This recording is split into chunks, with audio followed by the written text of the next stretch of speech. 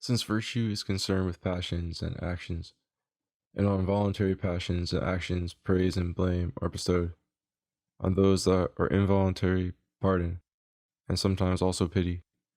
To distinguish the voluntary and the involuntary is presumably necessary for those who are studying the nature of virtue, and also for legislators with a view to the assigning both of honors and of punishments. Those things, then, are thought involuntary, which take place under compulsion or owing to ignorance, and that is compulsory, of which the moving principle is outside, being a principle in which nothing is contributed by the person who is acting or is feeling the passion, e.g., if he were to be carried somewhere by a wind or by men who had him in their power. But with regard to the things that are done from fear of greater evils, or for some noble object, e.g., if a tyrant were to order one to do something base, having one's parents and children in his power, and if one did the action, they were to be saved, but otherwise would be put to death. It may be debated whether such actions are involuntary or voluntary. Something of the sort happens also with regard to the throwing of goods overboard in a storm, for in the abstract, no one throws goods away voluntarily, but on condition of its securing the safety of himself and his crew. Any sensible man does so. Such actions, then, are mixed, but are more like voluntary actions, for they are worthy of choice at the time when they are done, and the end of an action is relative to the occasion. Both the terms, then, voluntary and involuntary must be used with reference to the moment of action. Now the man acts voluntarily, for the principle that moves the instrumental parts of the body and such actions is in him, and the things of which the moving principle is in a man himself are in his power to do or not to do. Such actions, therefore, are voluntary, but in the abstract, perhaps involuntary, for no one would choose any such act in itself. For such actions, men are sometimes even praised when they endure something base or painful in return for great and noble objects gained. In the opposite case, they are blamed, since to endure the greatest indignities for no noble end, or for a trifling end, is the mark of an inferior person. On some actions praise indeed is not bestowed, but pardon is, when one does what he ought not, under pressure which overstrains human nature, and no one could withstand. But some acts, perhaps, we cannot be forced to do, but ought rather to face death after the most fearful sufferings. For the things that forced Euripides Alcmaeon to slay his mother seem absurd.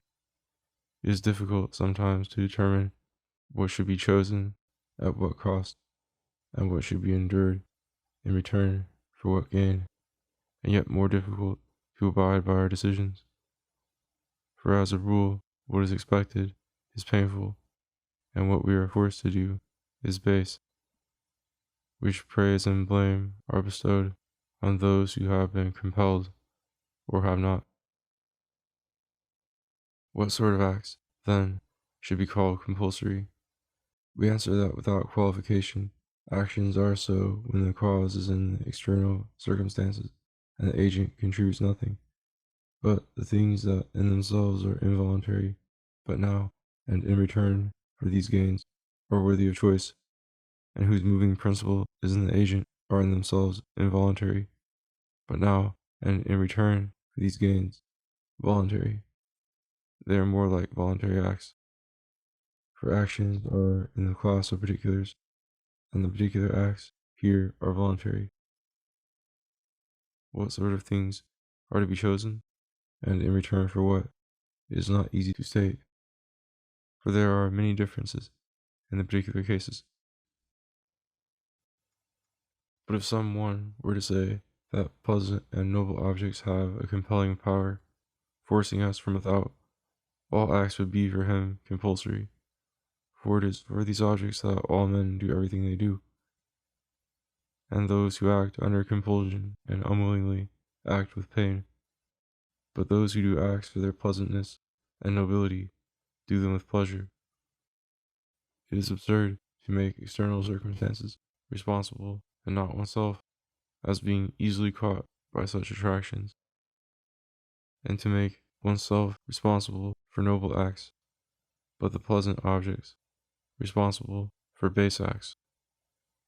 The compulsory, then, seems to be that whose moving principle is outside, person compelled, contributing nothing. Everything that is done by reason of ignorance is not voluntary. It is only what produces pain and repentance that is involuntary. For the man who has done something owing to ignorance and feels not the least vexation at his action has not acted voluntarily, since he did not know what he was doing, nor yet involuntarily, since he is not pained. Of people, then, who act by reason of ignorance, he who repents is thought an involuntary agent, and the man who does not repent may, since he is different, be called not a voluntary agent, for, since he differs from the other, it is better that he should have a name of his own. Acting by reason of ignorance seems also to be different from acting in ignorance, for the man who is drunk or in a rage is thought to act as a result not of ignorance, but of one of the causes mentioned, yet not knowingly, but in ignorance. Now every wicked man is ignorant of what he ought to do and what he ought to abstain from, and it is by reason of error of this kind that men become unjust and in general bad.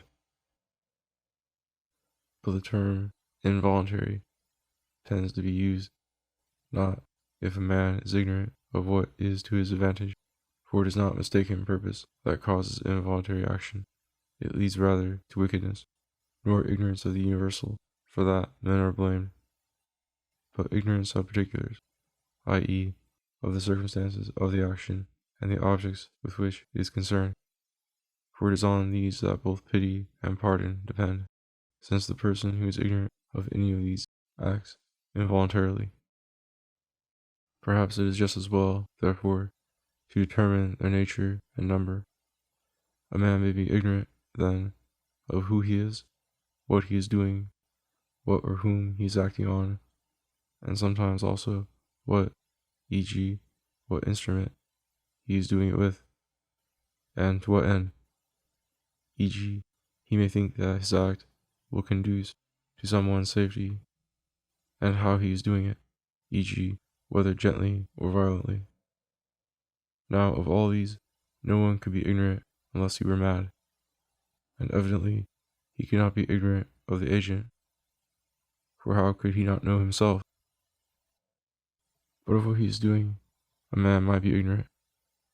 As, for instance, people say it slipped out of their mouths as they were speaking, or they did not know it was a secret, as Aeschylus said of the mysteries, or a man might say he let it go off when he merely wanted to show its working, as the man did with the catapult.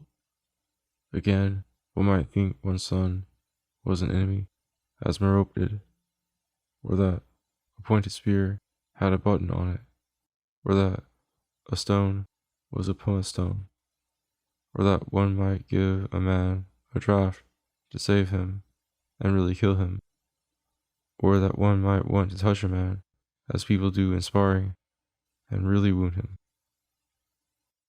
The ignorance may relate, then, to any of these things, i.e., of the circumstances of the action, and the man who is ignorant of any of these is ought to have acted involuntarily, and especially if he was ignorant on the most important points, and these are thought to be the circumstances of the action and its end.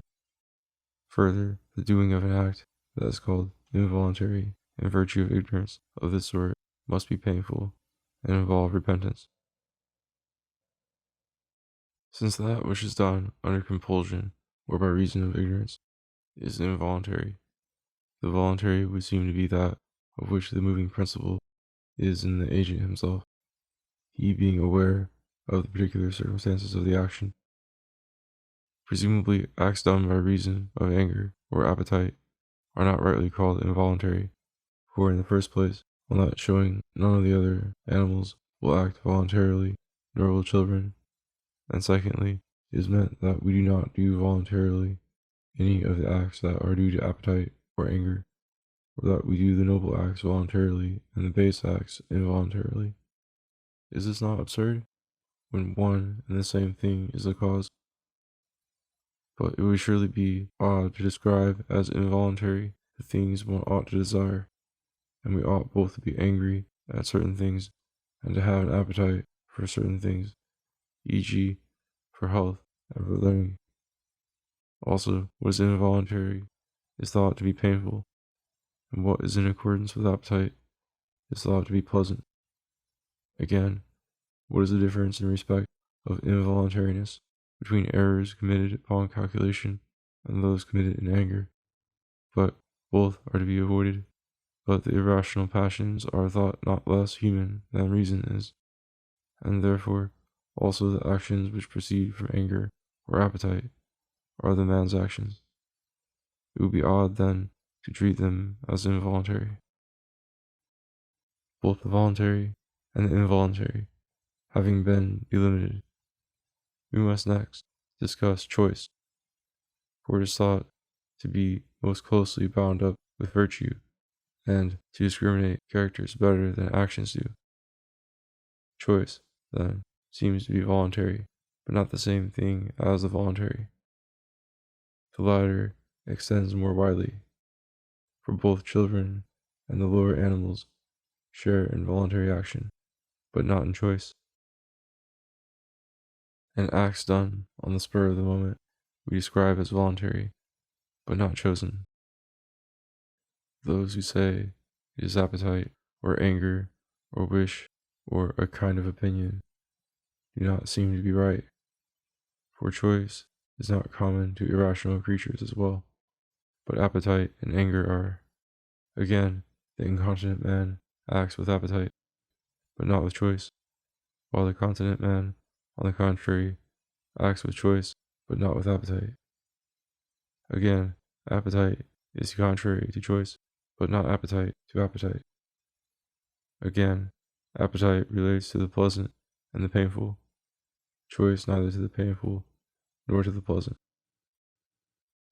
Still less is it anger, for acts due to anger are thought to be less than any others objects of choice, but neither is it wish, though it seems near to it, for choice cannot relate to impossibles, and if anyone said he chose them, he would be thought silly.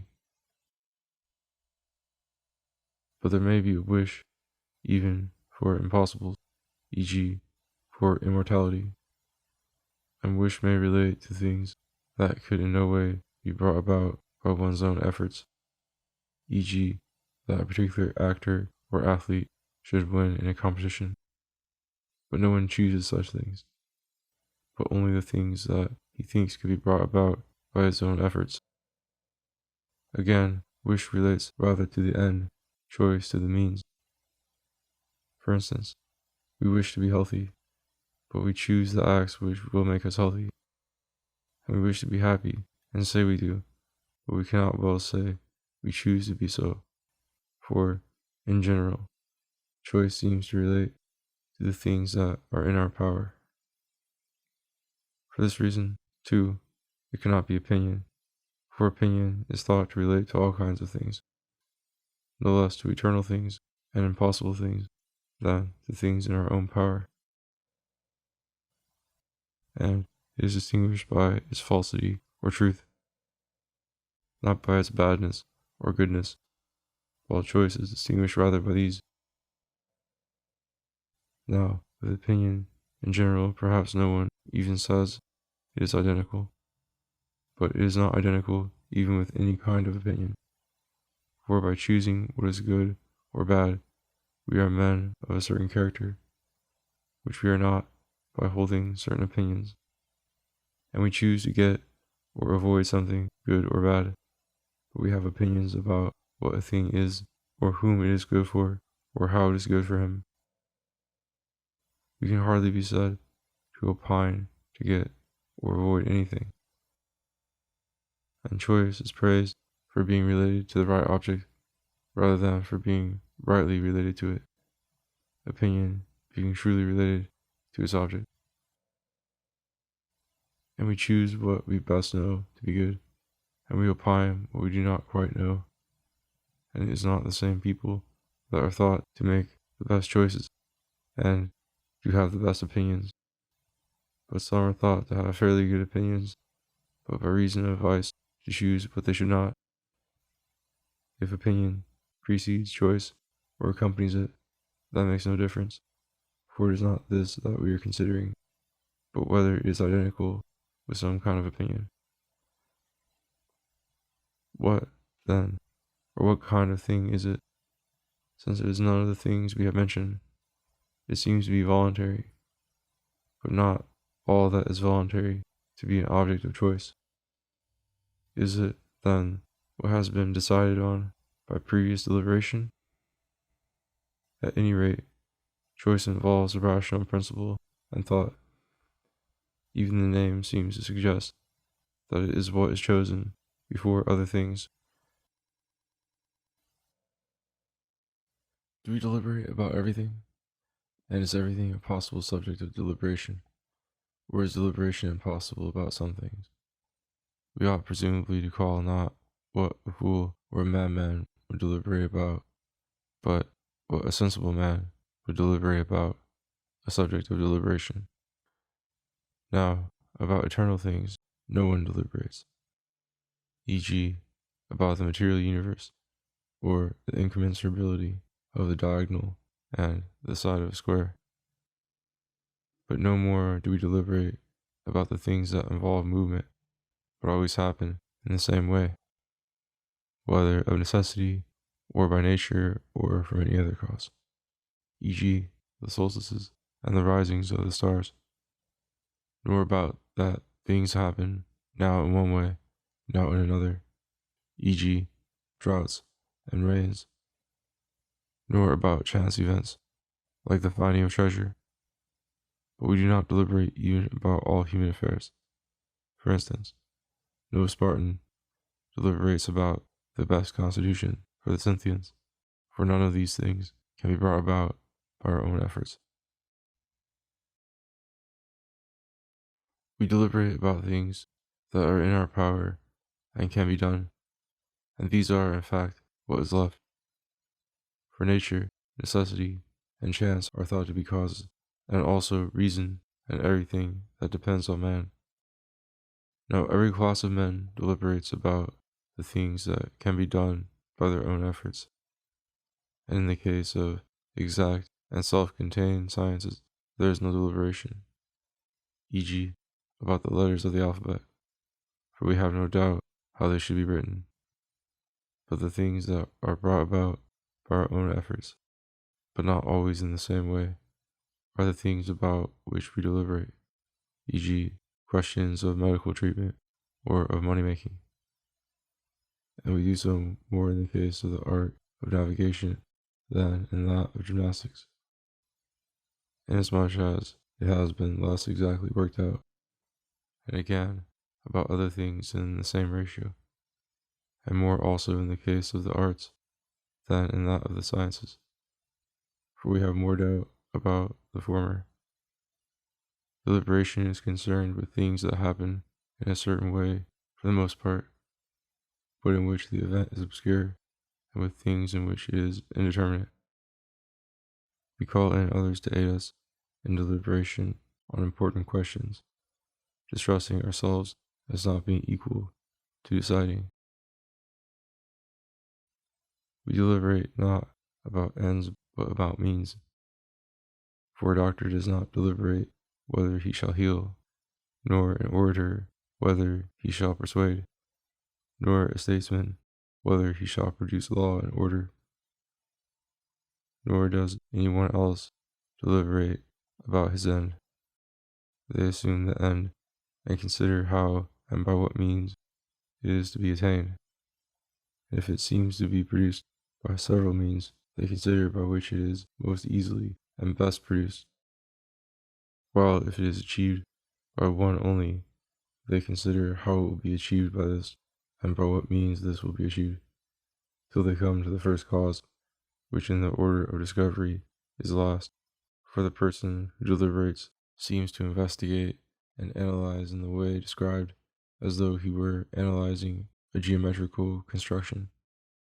Not all investigation appears to be deliberation, for instance, mathematical investigation, but all deliberation is investigation, and what is last in the order of analysis seems to be first in the order of becoming. And if we come on an impossibility, we give up the search, e.g., if we need money and this cannot be got, but if a thing appears possible, we try to do it. By possible things, I mean things that might be brought about by our own efforts. And these, in a sense, include things that can be brought about by the efforts of our friends, since the moving principle is in ourselves. The subject of investigation is sometimes the instruments, sometimes the use of them, and similarly, in the other cases, sometimes the means, sometimes the mode of using it, or the means of bringing it about. It seems then, as has been said, that man is a moving principle of actions. Now, deliberation is about the things to be done by the agent himself, and actions are for the sake of the things other than themselves. For the end cannot be a subject of deliberation, but only the means. Nor, indeed, can the particular facts be a subject of it, as whether this is bread or has been baked as it should, for these are matters of perception. If we are to be always deliberating, we shall have to go on to infinity. The same thing is deliberated upon, and is chosen, except that the object of choice is already determinate, since it is that which has been decided upon as a result of deliberation that is the object of choice. For everyone ceases to inquire how he is to act when he has brought the moving principle back to himself and to the ruling part of himself, for this is what chooses. This is plain also from the ancient constitutions, which Homer represented, for the kings announced their choices to the people. The object of choice being one of the things in our own power, which is desired after deliberation. Choice will be deliberate desire of things in our own power. When we have decided as a result of deliberation, we desire in accordance with our deliberation. We may take it, then, that we have described choice in outline, and stated the nature of its objects, and the fact that it is concerned with means. If these consequences are unpleasing, are we to say that absolutely and in truth the good is the object of wish, but for each person the apparent good, that which is in truth the object of wish to the good man, while any chance thing may be so the bad man, as in the case of bodies, also the things that are in truth wholesome are wholesome for bodies which are in good condition, while for those that are diseased, other things are wholesome, or bitter, or sweet, or hot, or heavy, and so on. Since the good man judges each class of things rightly, and in each the truth appears to him. For each state of character has its own ideas of the noble and the pleasant, and perhaps the good man differs from others most by seeing the truth in each class of things, being as it were the norm and measure of them. To most things the error seems to be due to pleasure, for it appears a good when it is not. We therefore choose the pleasant as a good, and avoid pain as an evil. The end, then, being what we wish for, the means what we deliberate about and choose. Actions concerning means must be according to choice and voluntary. Now, the exercise of the virtues is concerned with means. Therefore, virtue also is in our own power, and so too vice. For where it is in our power to act, it is also in our power not to act, and vice versa. So that, if to act, where this is noble, is in our power, not to act, which will be base, will also be in our power. And if not to act, where this is noble, is in our power, to act, which will be base, will also be in our power. Now, if it is in our power to do noble and base acts, and likewise in our power not to do them, and this was what being good or bad meant, then it is in our power to be virtuous or vicious. The saying that no one is voluntarily wicked nor involuntarily happy seems to be partly false and partly true, for no one is involuntarily happy, but wickedness is voluntary. Or else we shall have to dispute what has just been said, at any rate, and deny that man is a moving principle or a begetter of his action, as of children. But if these facts are evident, and we cannot refer actions to moving principles other than those in ourselves, the acts whose moving principles are in us must themselves be in our power and voluntary. Witness seems to be borne to this both by individuals in their private capacity and by legislators themselves. For these punish and take vengeance on those who do wicked acts, unless they have acted under compulsion or as a result of ignorance for which they are not themselves responsible, while they honor those who do noble acts, as though they meant to encourage the latter and deter the former. But no one is encouraged to do the things that are neither in our power nor voluntary. It is assumed that there is no gain in being persuaded not to be hot, or in pain, or hungry, or the like, since we shall experience these feelings nonetheless. Indeed, we punish a man for his very ignorance, if he is thought responsible for the ignorance, as when penalties are doubled in the case of drunkenness. For the moving principle is in the man himself, since he had the power of not getting drunk, and his getting drunk was the cause of his ignorance. And we punish those who are ignorant of anything in the laws that they ought to know, and that is not difficult. And so too in the case of anything else that they are thought to be ignorant of through carelessness. We assume that it is in their power not to be ignorant, since they have the power of taking care. But perhaps a man is the kind of man not to take care. Still they are themselves, by their slack lives, responsible for becoming men of that kind, and men make themselves responsible for being unjust or self-indulgent. In the one case, by cheating, and the other, by spending their time in drinking bouts and the like. For it is activities exercised on particular objects that make the corresponding character. This is plain from the case of people training for any contest or action. They practice the activity the whole time. Now, not to know that it is from the exercise of activities on particular objects that states of character are produced is the mark of a thoroughly senseless person. Again, it is irrational to suppose that a man who acts unjustly does not wish to be unjust, or a man who acts self-indulgently to be self-indulgent. But if without being ignorant a man does the things which will make him unjust, he will be unjust voluntarily. Yet it does not follow that if he wishes he will cease to be unjust and will be just. For neither does the man who is ill become well on those terms. We may suppose a case in which he is ill voluntarily, through living incontinently and disobeying his doctors. In that case it was then open to him not to be ill, but not now, when he has thrown away his chance. Just as when you have let a stone go, it is too late to recover it. but yet it was in your power to throw it, since the moving principle was in you. So, too, to the unjust and to the self-indulgent man, it was open at the beginning not to become men of this kind, since the moving principle was in you. So, too, to the unjust and to the self-indulgent man, it was open at the beginning not to become men of this kind, and so they are unjust and self-indulgent voluntarily, but now that they have become so, it is not possible for them not to be so.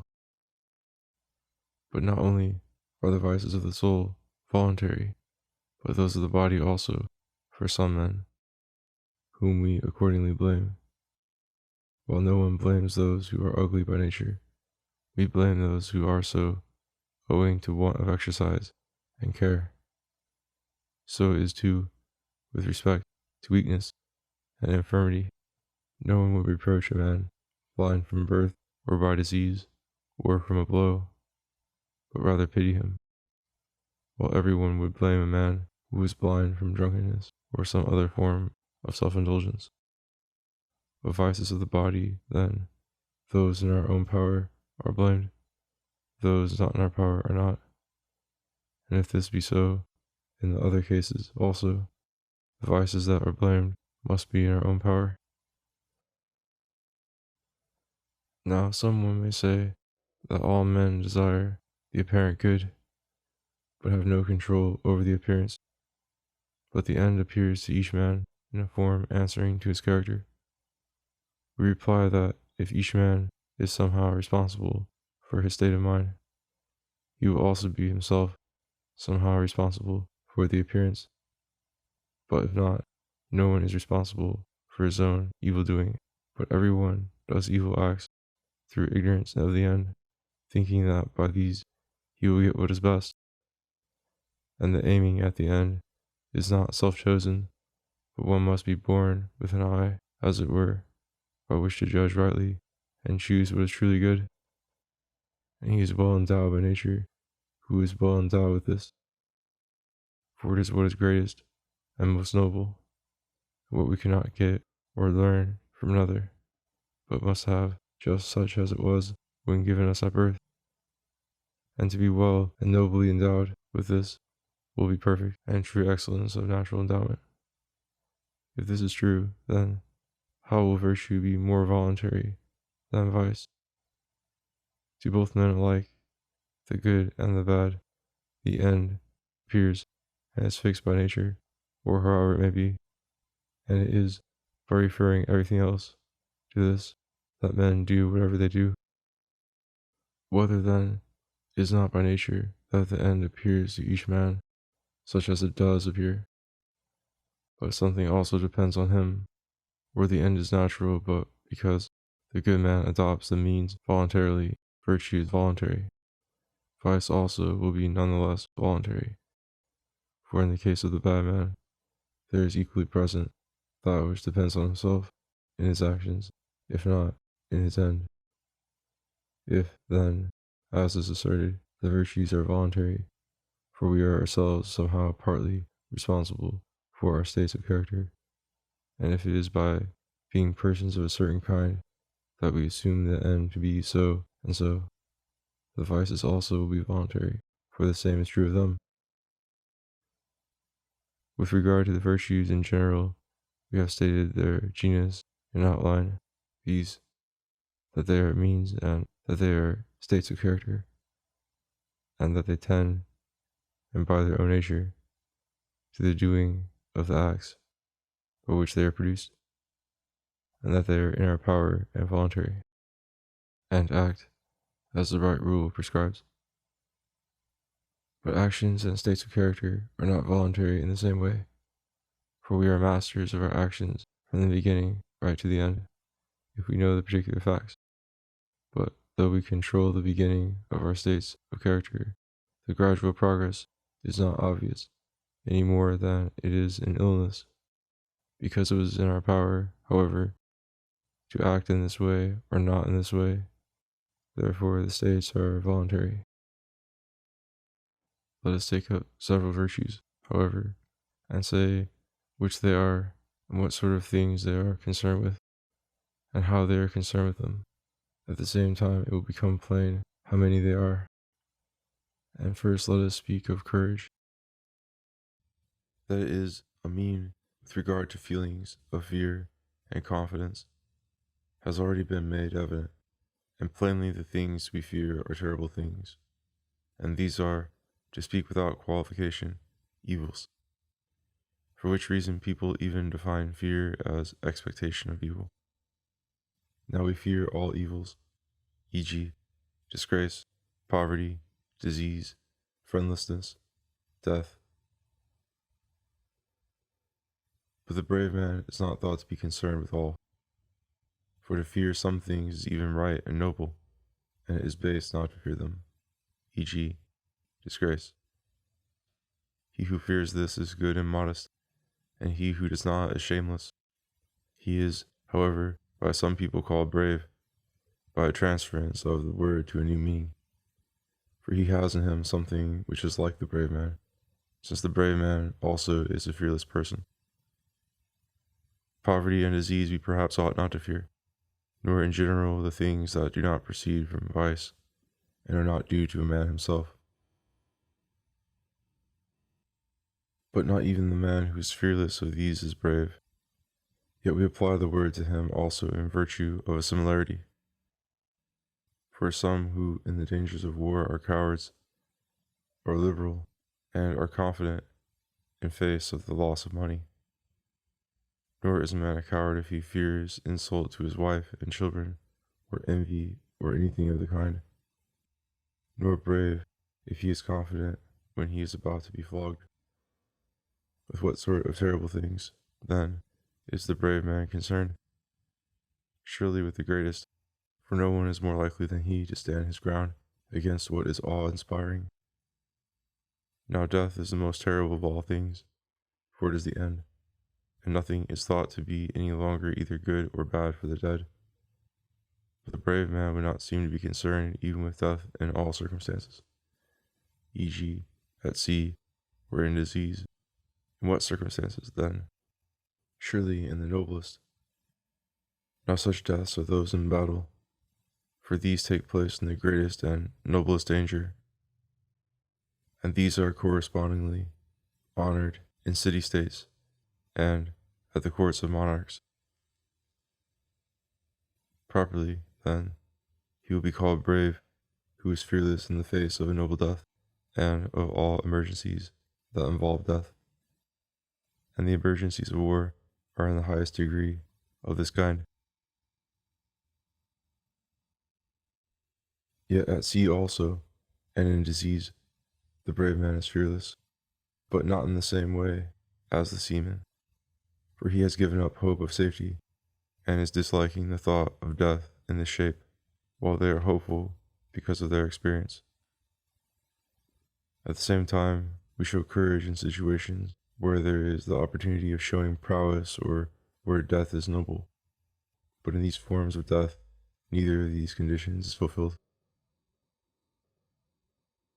What is terrible is not the same for all men, but we may say there are things terrible even beyond human strength. These, then, are terrible to everyone, at least to every sensible man. But the terrible things that are not beyond human strength differ in magnitude and degree, and so too do the things that inspire confidence. Now the brave man is as dauntless as man may be. Therefore, while he fear even the things that are not beyond human strength, he will face them as he ought, and as the rule directs, for honor's sake, for this is the end of virtue. But it is possible to fear these more or less, and again to fear things that are not terrible as if they were. Of the faults that are committed, one consists in fearing what one should not, another in fearing as we should not, another in fearing when we should not, and so on. And so too with respect to the things that inspire confidence. The man, then, who faces and who fears the right things, and from the right motive, in the right way, and from the right time, and who feels confidence under the corresponding conditions, is brave. For the brave man feels and acts according to the merits of the case, and in whatever way the rule directs. Now the end of every activity is conformity to the corresponding state of character. This is true, therefore, of the brave man, as well as of others. But courage is noble, therefore the end also is noble, for each thing is defined by its end. Therefore it is for a noble end that the brave man endures and acts as courage directs. Of those who go to excess, he who exceeds in fearlessness has no name. We have said previously that many states of character have no names, but he would be a sort of madman or insensible person if he feared nothing, neither earthquakes nor the waves, as they say the Celts do not. While the man who exceeds in confidence about what really is terrible is rash. The rash man, however, is also thought to be boastful and only a pretender to courage. At all events, as the brave man is with regard to what is terrible, so the rash man wishes to appear, and so he imitates him in situations where he can. Hence, also, most of them are a mixture of rashness and cowardice. For while in these situations they display confidence, they do not hold their ground against what is really terrible. The man who exceeds in fear is a coward, for he fears both what he ought not, and as he ought not, and all the similar characterizations attached to him. He is lacking also in confidence, but he is more conspicuous for his excess of fear in painful situations. The coward, then, is a despairing sort of person, for he fears everything. The brave man, on the other hand, has the opposite disposition, for confidence is the mark of a hopeful disposition. The coward, the rash man, and the brave man, then, are concerned with the same objects, but are differently disposed toward them. For the first two exceed and fall short, while the third holds the middle, which is the right position. And rash men are precipitate, and wish for dangers beforehand, but draw back when they are in them, while brave men are keen in the moment of action, but quiet beforehand. As we have said, then, courage is a mean with respect to things that inspire confidence or fear, in the circumstances that have been stated, and it chooses or endures things because it is noble to do so, or because it is base not to do so. But to die, to escape from poverty, or love, or anything painful, is not the mark of a brave man, but rather of a coward, for it is softness to fly from what is troublesome, and such a man endures death, not because it is noble, but to fly from evil. Courage, then, is something of this sort, but the name is also applied to 5 other kinds. First comes the courage of the citizen soldier, for this is most like true courage. Citizen soldiers seem to face dangers because of the penalties imposed by the laws and the reproaches they would otherwise incur, and because of the honors they win by such action. And therefore those people seem to be bravest among whom cowards are held in dishonor, and brave men in honor. This is the kind of courage that Homer depicts, e.g., in Diomede and in Hector. First will Polydamas be to heap reproach upon me then, and for Hector one day mid the Trojans shall utter his vaulting harangue. Afraid was Tydides, and fled from my face. This kind of courage is most like to that which we described earlier, because it is due to virtue, for it is due to shame and to desire of a noble object, i.e., honor, and avoidance of disgrace. which is ignoble. One might rank in the same class even those who are compelled by their rulers, but they are inferior, inasmuch as they do what they do not from shame, but from fear, and to avoid not what is disgraceful, but what is painful. For their masters compel them, as Hector does. But if I shall spy any dastard that cowers far from fight, vainly will such a one hope to escape from the dogs. And those who give them their posts and beat them if they retreat do the same, and so do those who draw them up with trenches or something of the sort behind them. All of these apply compulsion. But one ought to be brave not under compulsion, but because it is noble to be so. Experience with regard to particular facts is also thought to be courage. This is indeed the reason why Socrates thought courage was knowledge. Other people exhibit this quality in other dangers, and professional soldiers exhibit it in the dangers of war. For there seem to be many empty alarms in war, of which these have had the most comprehensive experience. Therefore they seem brave, because the others do not know the nature of the facts. Again, their experience makes them most capable in attack and in defense, since they can use their arms and have the kind that are likely to be best both for attack and for defense. Therefore they fight like armed men against unarmed, or like trained athletes against amateurs. For in such contests, too, it is not the bravest men that fight best, but those who are strongest and have their bodies in the best condition. Professional soldiers turn cowards, however, when the danger puts too great a strain on them, and they are inferior in numbers and equipment, for they are the first to fly, while citizen forces die at their posts, as in fact happened at the Temple of Hermes.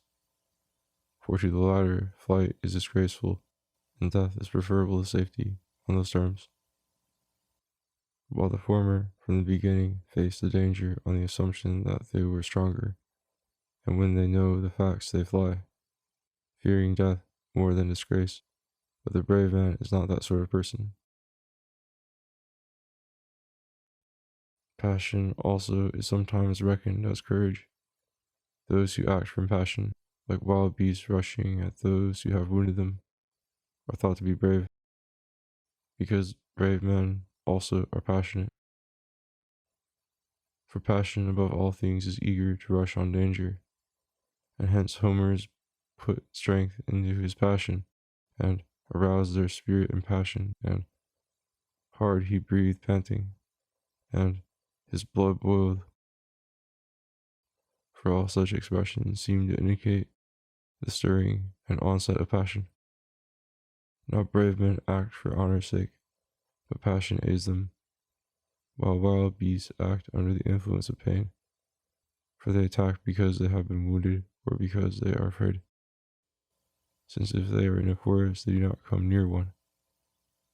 Thus they are not brave because, driven by pain and passion, they rush on danger without foreseeing any of the perils, since at that rate even asses will be brave when they are hungry, for blows will not drive them from their food, and lust also makes adulterers do many daring things.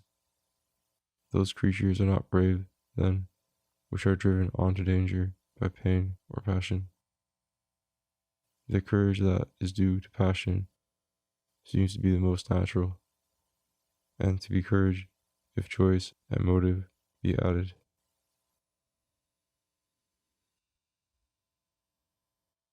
Men, then, as well as beasts, suffer pain when they are angry, and are pleased when they exact their revenge. Those who fight for these reasons, however, are pugnacious but not brave, for they do not act for honor's sake, nor as the rule directs, but from strength of feeling. They have, however, something akin to courage. Nor are sanguine people brave, for they are confident in danger only because they have conquered often and against many foes. Yet they closely resemble brave men, because both are confident. But brave men are confident for the reasons stated earlier, while these are so because they think they are the strongest and can suffer nothing. Drunken men also behave in this way. They become sanguine. When their adventures do not succeed, however, they run away. But it was the mark of a brave man to face things that are and seem terrible for a man, because it is noble to do so, and disgraceful not to do so.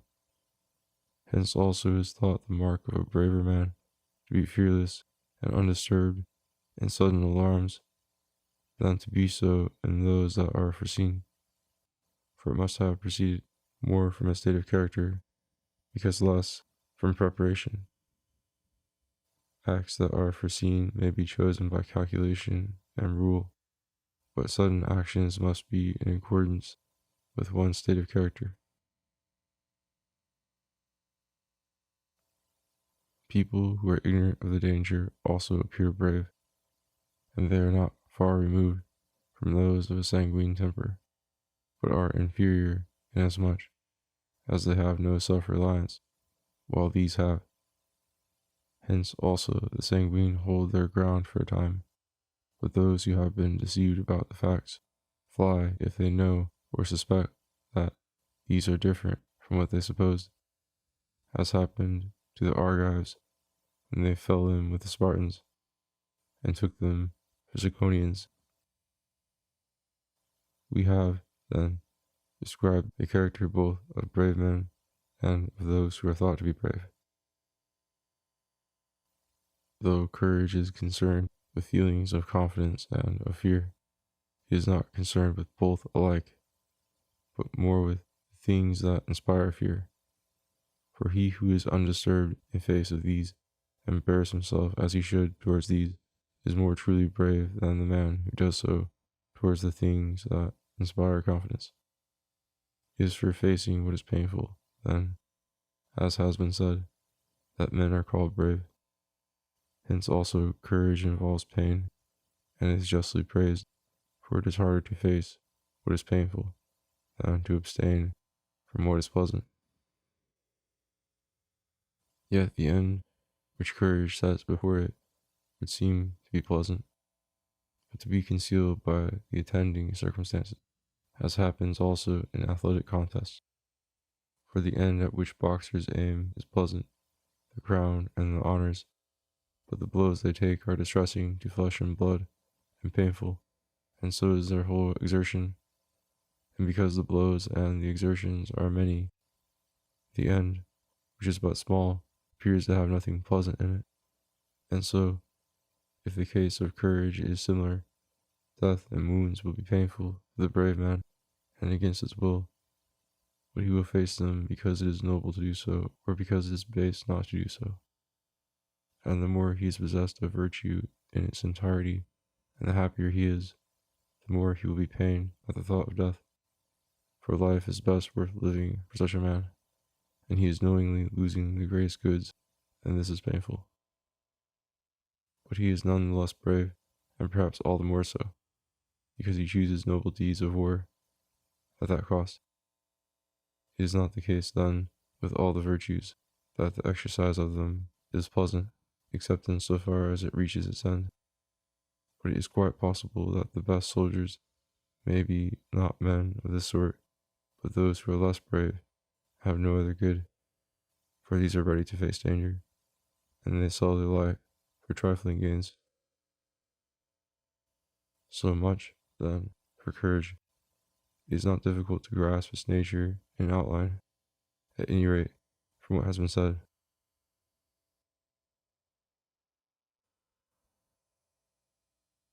After courage, let us speak of temperance, for these seem to be the virtues of irrational parts.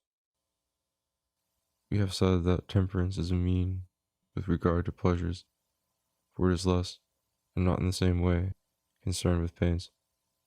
Self-indulgence also is manifested in the same sphere. Now, therefore, let us determine with what sort of pleasures they are concerned. we may assume the distinction between bodily pleasures and those of the soul, such as love of honor and love of learning, or the lover of each of these delights in that of which he is a lover, the body being in no way affected, but rather the mind. But men who are concerned with such pleasures are called neither temperate nor self-indulgent, nor again for those who are concerned with the other pleasures that are not bodily.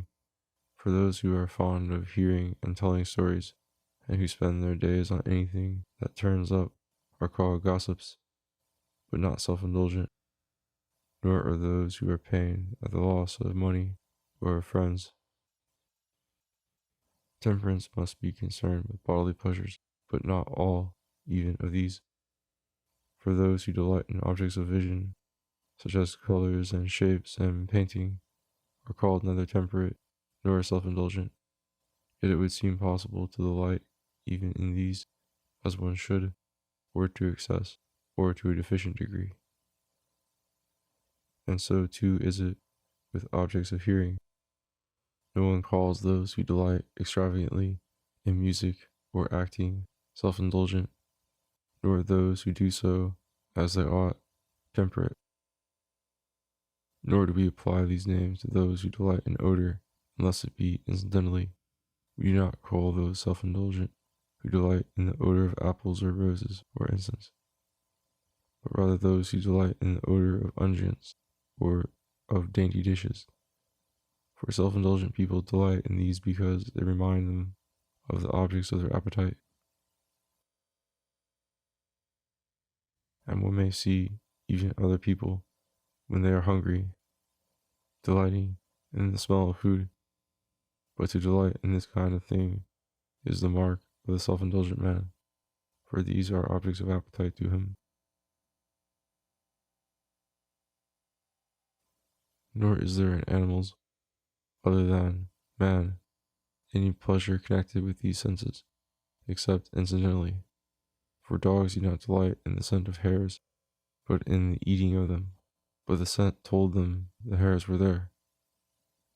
Nor does the lion delight in the lowing of the ox, but in eating it. But he perceived by the lowing that it was near, and therefore appears to delight in the lowing.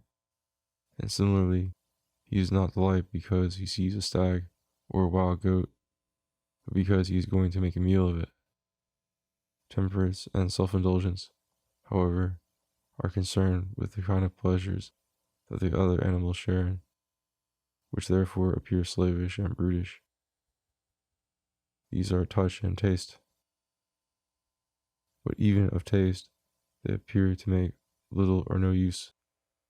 For the business of taste is the discriminating of flavors, which is done by wine tasters and people who season dishes. But they hardly take pleasure in making these discriminations, or at least, self-indulgent people do not, but in the actual enjoyment, which in all cases comes through touch, both in the case of food and in that of drink and in that of sexual intercourse. This is why a certain gourmand prayed that his throat might become longer than a crane's, implying that it was the contact that he took pleasure in. Thus, the sense with which self-indulgence is connected is the most widely shared of the senses, and self-indulgence would seem to be justly a matter of reproach, because it attaches to us, not as men, but as animals. To delight in such things, then, and to love them above all others, is brutish. For even of the pleasures of touch, the most liberal have been eliminated, e.g., those produced in the gymnasium by rubbing and by the consequent heat. For the contact characteristic of the self-indulgent man does not affect the whole body, but only certain parts.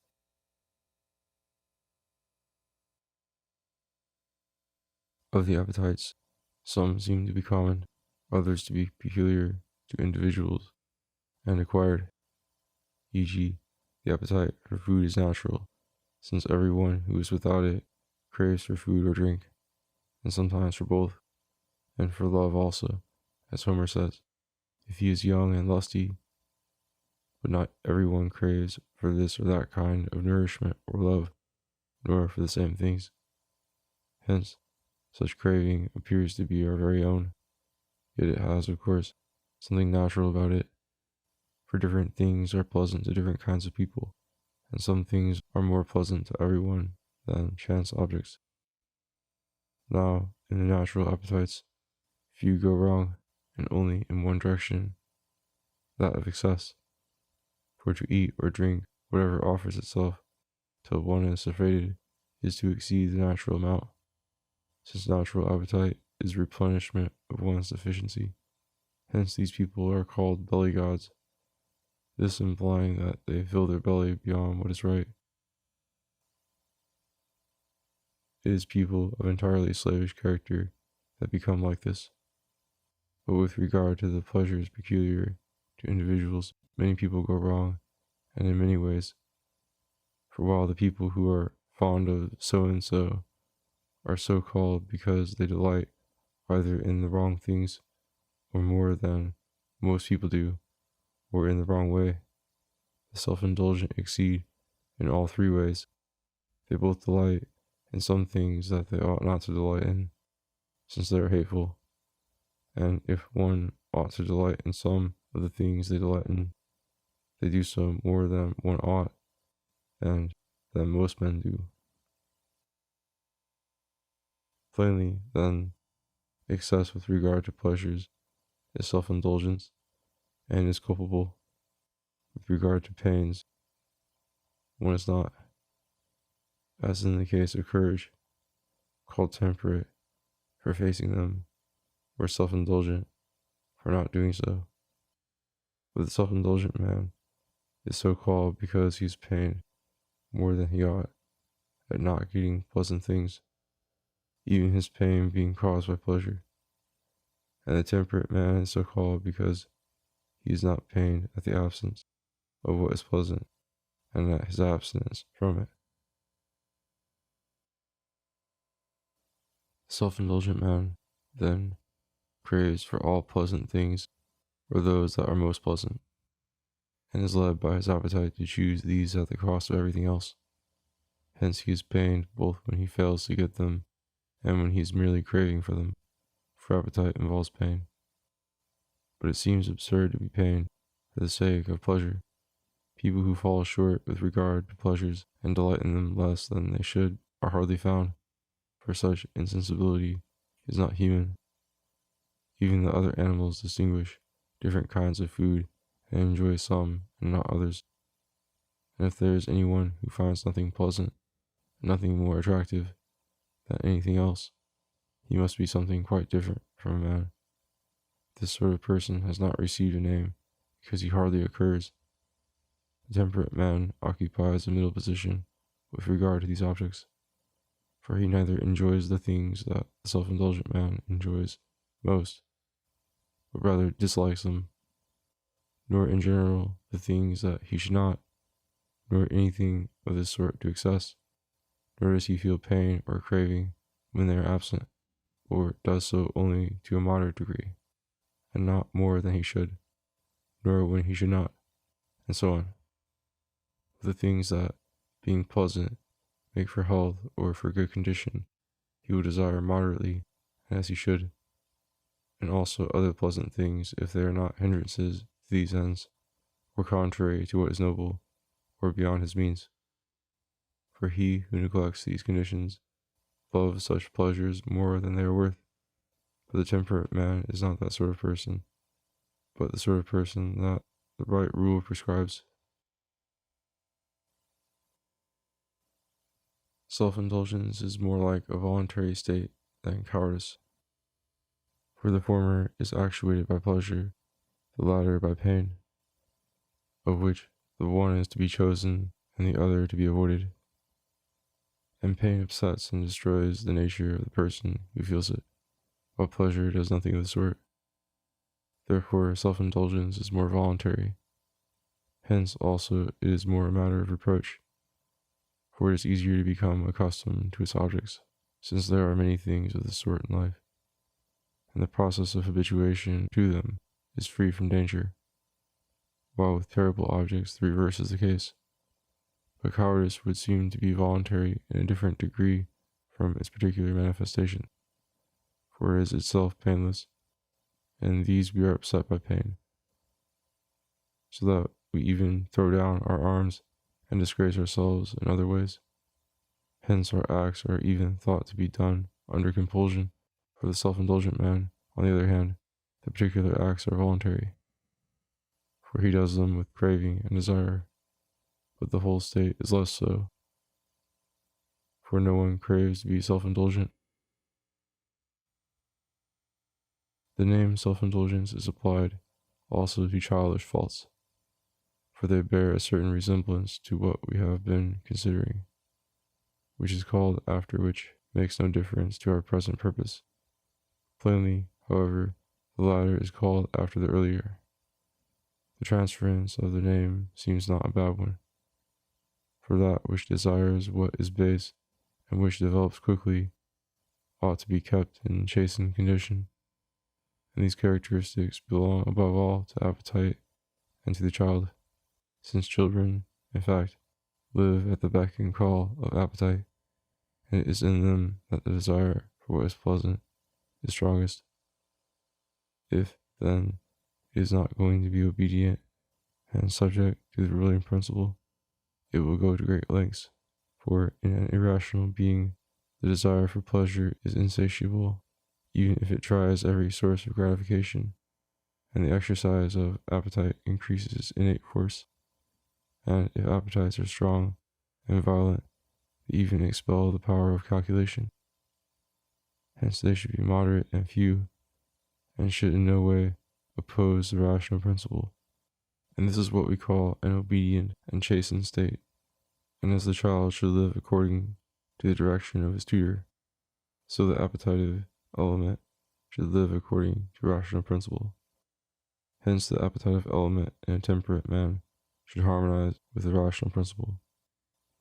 For the noble is the mark at which both aim, and the temperate man craves for the things be ought, as he ought, as when he ought, and when he ought, and this is what rational principle directs.